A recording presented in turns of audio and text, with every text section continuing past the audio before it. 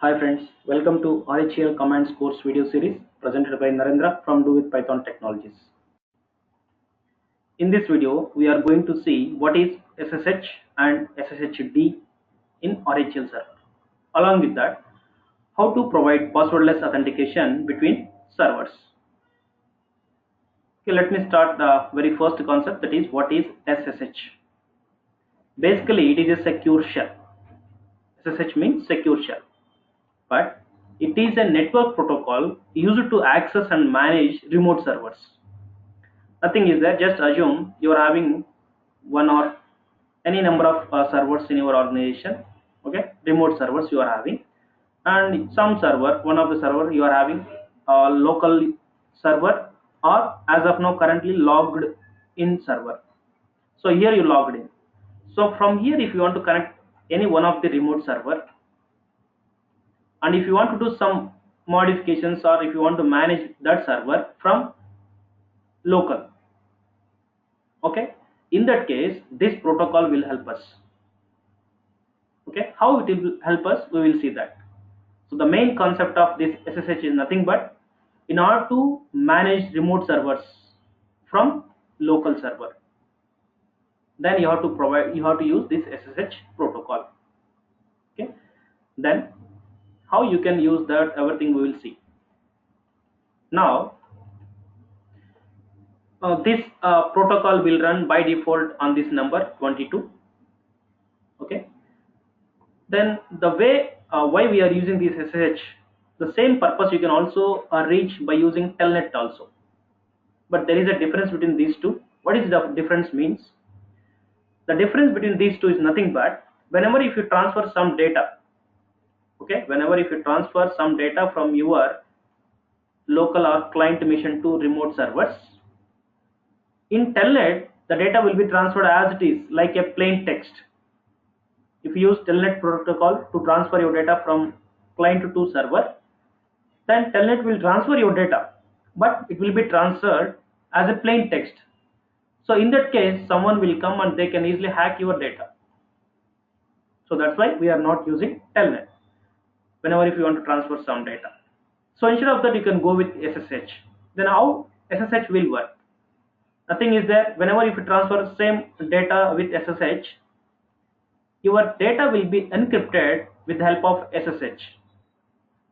So encrypted data will transfer, and after reaching to remote server, there the data will be decrypted, so that third person cannot hack your data.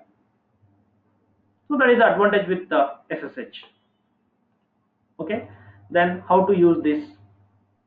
So in order to use this, you have to, suppose if you want to log into remote server using SSH, I mean from client or from local server, then how you can use that SSH?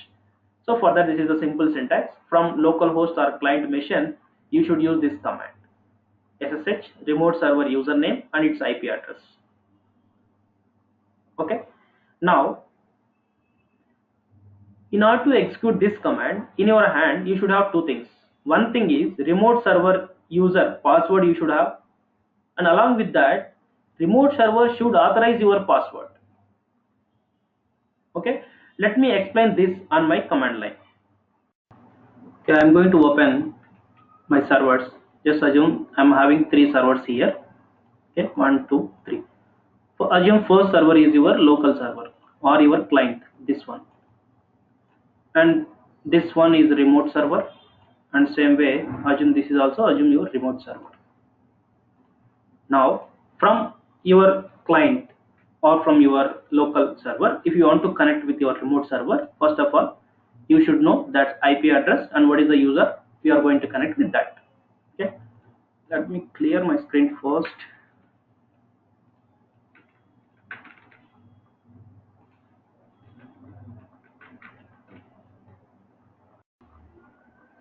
Now in order to connect from your local or client server to remote server, first of all you should know user of remote server and its IP address.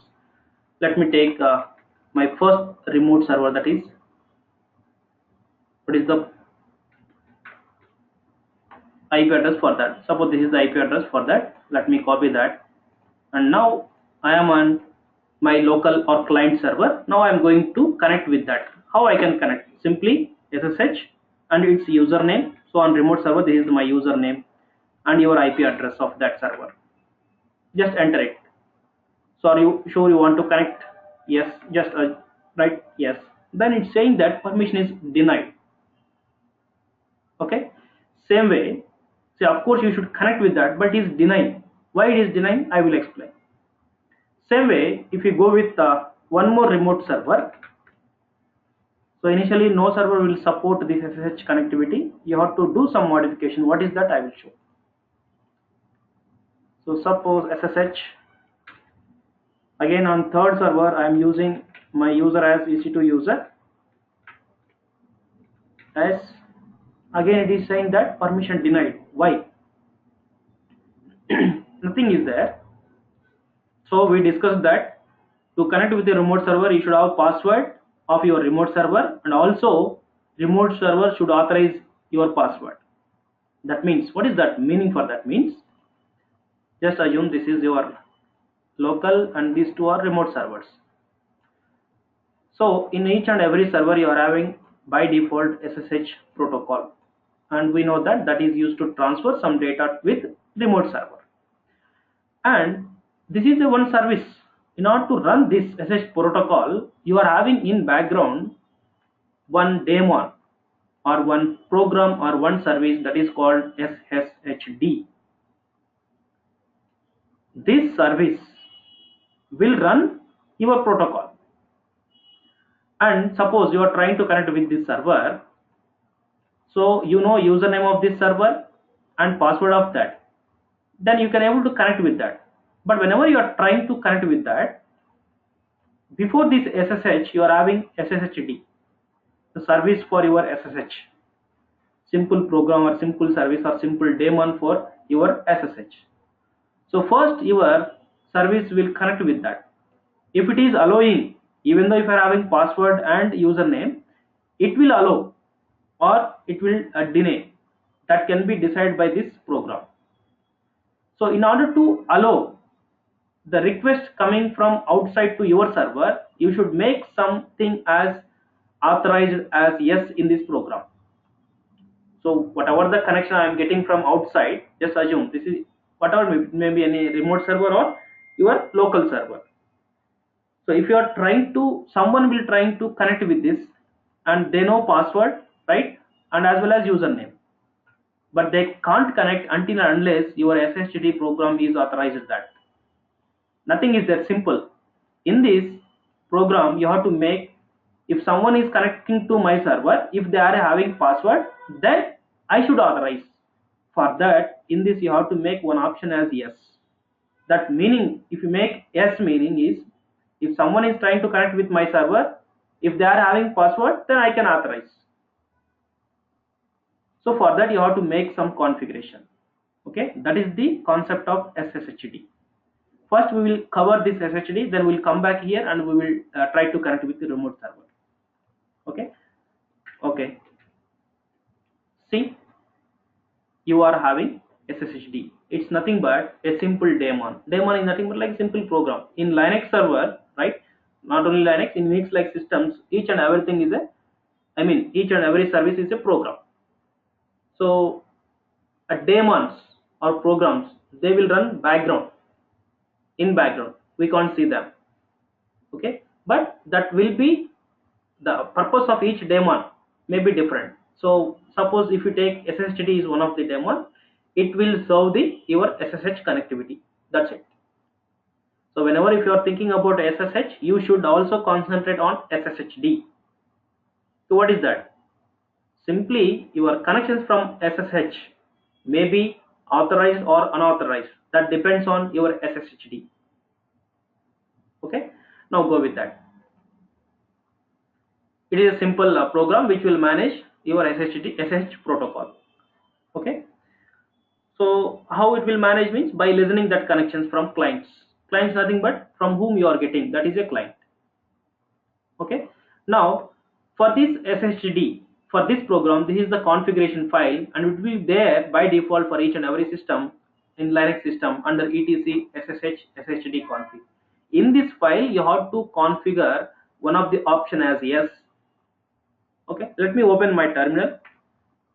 Anyway, this is our first one is our client means, okay, right, client, right? So here I don't want to change any modification because I am trying to connect from my client to remote server. So in remote server you have to make modification. So this is my remote, one of the my remote server, right? Let me open first that file, root etc SSHD connectivity, for that config file, and there just search with the password. You will able to identify options. Password authorization, yes, that is commented. Password authentication, right? No, means even though if someone is having my password, I don't authorize them. That's why here no is there. But I want to connect from other servers to this server. In that case, you have to enable password authentication as yes. That's it. Then save it and restart that SSHD program or SSHD your daemon. Sudo service SSHD,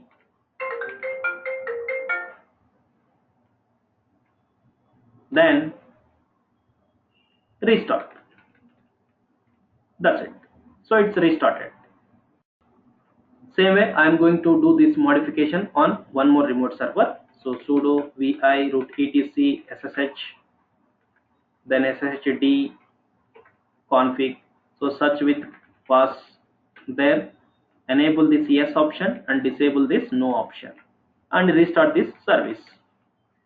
So sudo, so here I am using sudo because I am not the root user, but I am having the for my EC2 user as root privileges. That's why I am using sudo. Your service restart. Sorry, sudo.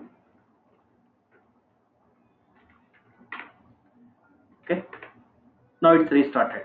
Now go to your client and execute your connection. Suppose now I am trying to connect with this server, right? Let me enter that. Now it is asking password because on that server I enabled password authentication as yes.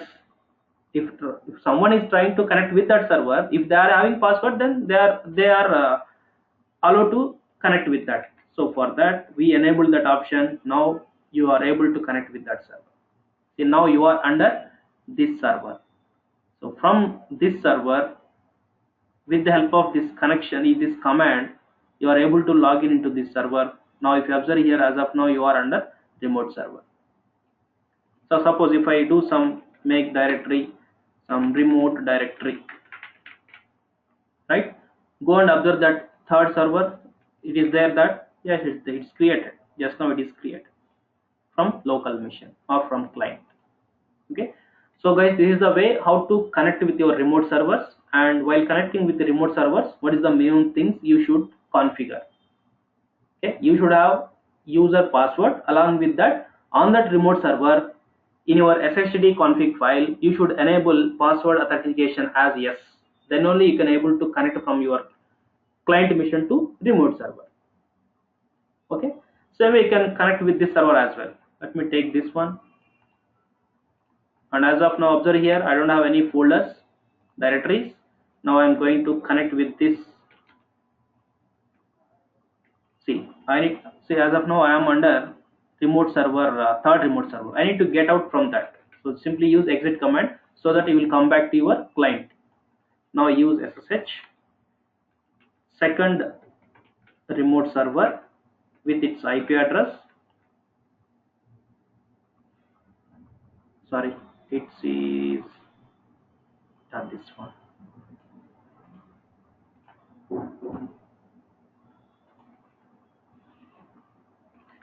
EC2-user read, and you should not have spaces here, guys. Okay, we use capital letters. Let me make them as small.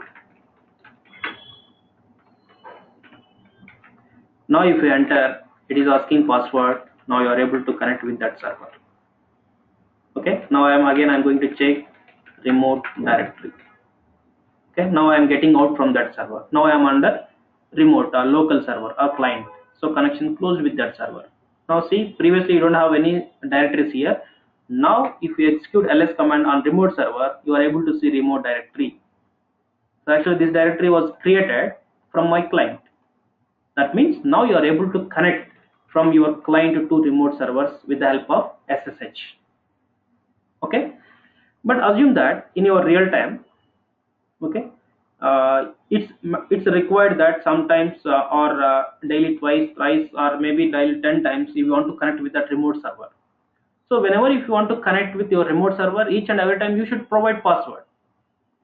So instead of that, if you make that as passwordless authentication, then your work will be very easy. Okay, you can do that, passwordless authentication between servers. How you can do that? It's very simple. Let me start that concept. Passwordless authentication between servers. So it's simply passwordless authentication means connecting remote server without entering your password. Okay, so here we can make passwordless authentication between servers instead of password in the different way. Okay, what is that we will see. Okay, so if you are able to provide passwordless authentication in real time, it's very easy for your task, something like automation, some backups, or some synchronizing your files using secure copy. Okay, so it is possible, this passwordless authentication possible with SSH keys. Okay, what is that we will see with the example. First of all, consider three servers. Let me take first server, second server, third server. Assume this as a client and these two are remote servers. Now from this I want to connect with these two servers without having password. I mean, whenever if I use SSH username at the rate of IP address, directly I want to go and connect with this server. It should not ask password. Then that is called passwordless authentication. Then how you can do that? Okay, let me go with the example one by one. So in that, assume one is a client, this is a client, and remaining two are your remote servers. Okay, this one and this one. Then how you can do? So on your client server here, first generate these keys, SSH keys. Okay, first open three servers. Yeah, already we opened three servers. This is client server and these two are remote servers. Already we opened that, right? Then second thing is generate SSH keys, nothing but private and public keys on your client using this keyword. Let me generate that. See, I am generating SSH keys.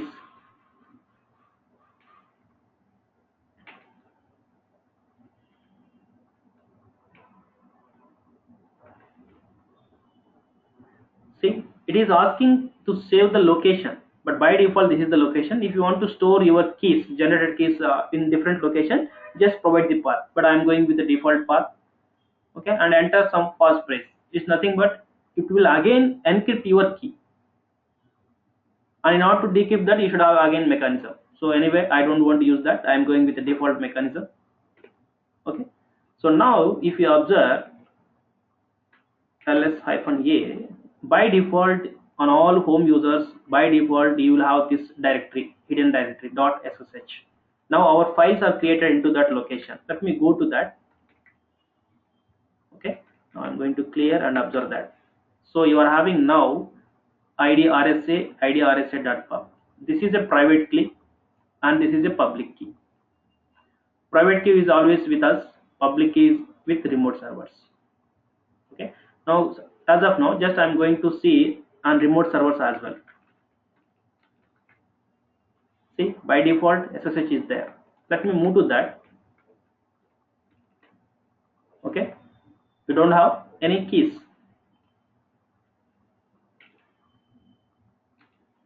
See, by default this is there. Let me move to that and observe that we don't have any private and public keys. Okay, now what is the next step? We generated public, private and public keys. Then what is the next step? Then copy your public key to remote server into this location. So this is a file. If it is there, no problem. If it is not there, you have to create this file on your remote server. Okay, so if you are first time if you are going to work with your SSH, it may not be there this authorized keys file in your remote server. Okay, but already we connected with our remote servers again and again with SSH connectivity. That's why this authorized keys file is generated. Okay, so just simply copy your public key content into this file and give the execution permission. Let me do that. So first of all, this is our public key. I want to copy this to two remote servers location. Okay, let me copy that first. So SCP is a secured copy. So I want to copy this public key with two users, right? So what is the IP of first address? If config. So this is the IP address of my first remote server. Copy, paste, execute.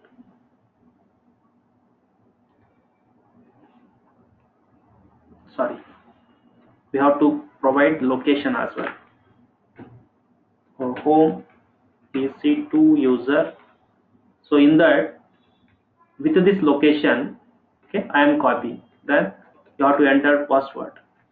See, once if you configured passwordless authentication, even for your SCP also it won't ask password. Okay, as of now we are trying for that. Okay, now this file is copied to remote server. So observe here whether that is copied or not. Yes, it is there now. Same way to here also. As of now you don't have that copy here. Okay, public key here. I want to copy that public key to this location. Okay, so first, so this is the IP address of my second remote server. So I want to copy to this server with the help of SCP command. So again I am going to do that. So simply I am going to modify this IP address. That's it. Okay, enter. It will ask password.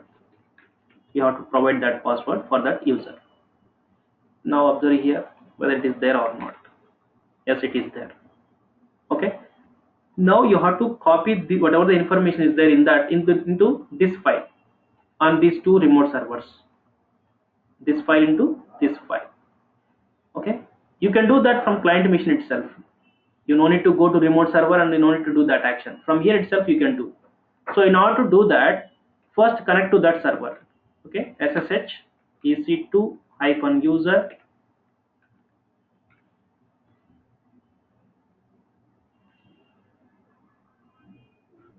What happened, man? Sorry, SSH.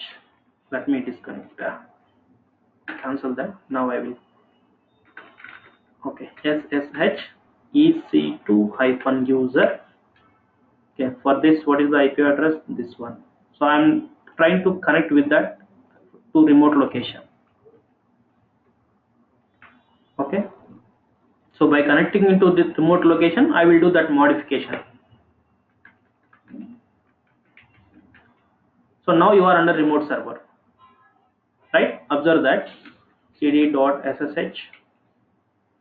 So now from my client, I am copying this file to this file information to this one. How you can copy? Just simply use cat, open that, and that output I want to append to my authorized keys file. And that's it, over. Now exit from that. Same way on this server I have to do. So first I will, from my remote client server, I will try to connect with that server. Okay, provide your password, cd.ssh. Now open your file information and append that to authorized keys. Exit from that. Okay, now see, we are under local server, our client. These two are remote servers, right? So suppose if you want to connect with the remote server from your local server, SSH that username @ its IP address. Now if I enter, it won't ask password. See, directly you are able to connect with that without asking password. So for that, the only steps you have to do is generate public and private keys in your client server and copy that content of your public key into authorized keys on your remote server. That's it. Simply from this is your client, assume remote server, generate keys. So in that public key content, okay, that content you want to copy to that authorized keys file. You have to add that content, not this. You don't copy this information to this file directly. If you copy it, then existing information will be overwrite. So in authorized keys, whatever the information is there, you have to keep that as it is. That's why append this information into this file. So for them, those are the steps. So once again, I am giving those steps. See, on your client, first step, generate keys, nothing but public and private, public. Then step 2, transfer public key to remote server. Then third step is append public key info to authorized keys. That's it. So with these steps, you can able to connect your remote servers without password. That is nothing but passwordless authentication. Okay guys, this is all about SSH, SSHD and how to provide passwordless authentication. Thank you for watching this video. Do subscribe my channel so that you will get notifications whenever we post some new videos. Okay, and if you have any queries, you can post as comment, and also you can drop a mail to this dowithpython@gmail.com. Okay, bye.